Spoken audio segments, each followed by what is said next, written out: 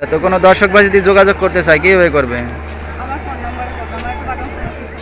আচ্ছা। আমার করে ফেলে মনের অসুবিধা নেই, কারণ ভাই জোয়ান মনের মানুষের কষ্ট বোঝে না।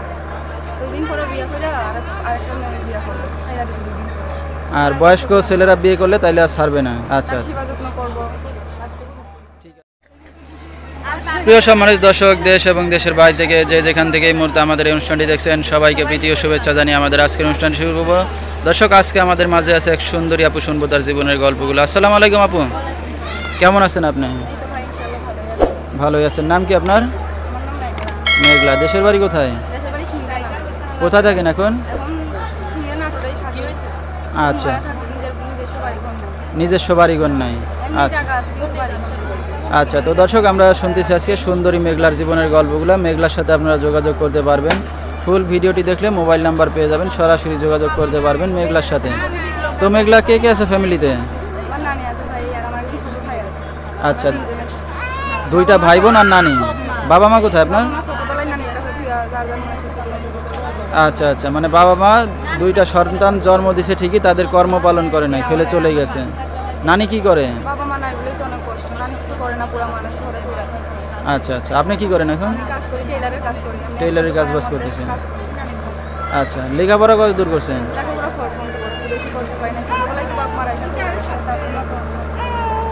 আচ্ছা আচ্ছা, বিয়ে শাদী হয়েছে আপনার? না ভাইয়া, বিয়ে শাদী হয়নি। আচ্ছা।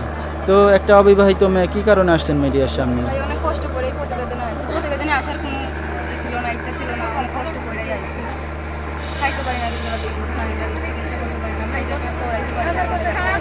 নিজে দায়িত্ব করছি, আমার ভাইটাকে পড়াবার ইচ্ছা আছে, পারি না।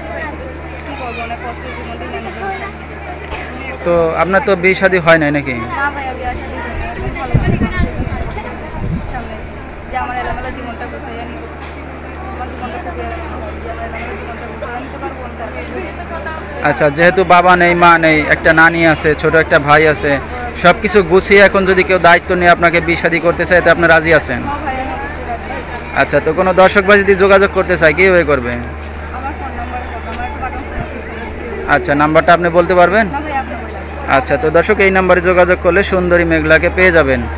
0188285513। তো আমি নাম্বারটা আবারও বলেছি, 0188285513। এই নাম্বারে যোগাযোগ করলে সুন্দরী মেঘলাকে পেয়ে যাবেন।